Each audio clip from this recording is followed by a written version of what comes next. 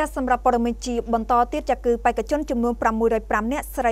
219នាក់បានដាក់ពាក្យចូលរួមប្រឡងប្រជែងជ្រើសរើសឲ្យចូលរៀនវិជ្ជាជីវៈមេធាវីចំនួនទី19ដើម្បីក្លាយខ្លួនទៅជាអ្នកចូលរួមនៅក្នុងបេសកកម្មយុទ្ធធម៌សង្គមនិងការពារសិទ្ធិមនុស្សស្របទៅតាមនីតិរដ្ឋនិងលទ្ធិប្រជាធិបតេយ្យឯកឧត្តមលីច័ន្ទតុលាប្រធានគណៈមេធាវីកម្ពុជាបានឲ្យដឹងថានេះជាការប្រឡងប្រជែងជ្រើសរើសឲ្យចូលរៀនវិជ្ជាជីវៈមេធាវីចំនួនទី19ដោយនៅក្នុងឆ្នាំ2023នេះគឺមានការចូលរួមដាក់ពាក្យចូលរួមការប្រឡងរហូតដល់605នាក់ដែលនេះជាចំនួនដ៏ច្រើនក្រោយពីរាជរដ្ឋាភិបាលកម្ពុជាគ្រប់គ្រងបានជំងឺរាតត្បាតសកល COVID-19 ឯកឧត្តមប្រធានគណៈមេធាវីបានថ្លែងប្រាប់អ្នកសារព័ត៌មានការបើកឲ្យមានការប្រឡងប្រជែងកាលពីថ្ងៃទី5ខែកុម្ភៈថានេះគឺជាការផ្តល់ឱកាសសម្រាប់យុវជនក៏ដូចជាការជ្រើសរើសធនធានថ្មីសម្រាប់អ្នកចង់បានជំនាញវិជ្ជាជីវៈមេធាវីសូមបញ្ជាក់ផងដែរថាដើម្បីអាចចូលរួមប្រឡងប្រជែងឲ្យចូលរៀនវិជ្ជាជីវៈមេធាវីបានបេក្ខជនត្រូវមានសញ្ជាតិខ្មែរ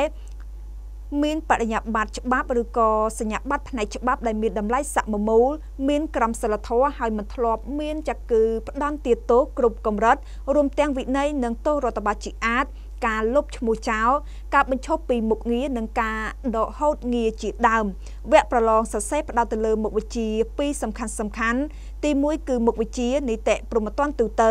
នីតិព្រហ្មទណ្ឌពិសេសនិងនីតិវិធីព្រហ្មទណ្ឌទី2មុខវិជ្ជានីតិរដ្ឋបវេនីនិងនីតិរដ្ឋបវេនីចំពោះបេក្ខជនដែលប្រឡងជាប់ទៅលើវិញ្ញាសាសរសេរនឹងត្រូវបន្តប្រឡងទៅលើវិញ្ញាសាផ្ទាល់មាត់បេក្ខជនដែលបានប្រឡងជាប់ជាស្ថាពរនឹងក្លាយទៅជាសិស្សមេធាវីហើយទទួលបានការបណ្ដុះបណ្ដាលវិជ្ជាជីវៈមេធាវីស្របតាមកម្មវិធីសិក្សារយៈពេល1ឆ្នាំនៅមជ្ឈមណ្ឌលបណ្ដុះបណ្ដាលវិជ្ជាជីវៈមេធាវីក្នុងរយៈពេលនៃការបណ្ដុះបណ្ដាលនេះសិស្សមេធាវីនឹងទទួលបានប្រាក់ឧបត្ថម្ភប្រចាំខែតាមការកំណត់របស់រដ្ឋហើយចំពោះសិស្សមេធាវីដែលបានបញ្ចប់ការបណ្ដុះបណ្ដាលដោយជោគជ័យនឹងទទួលបានវិញ្ញាបនបត្រចាគឺសម្បត្តិខាងវិជ្ជាជីវៈមេធាវី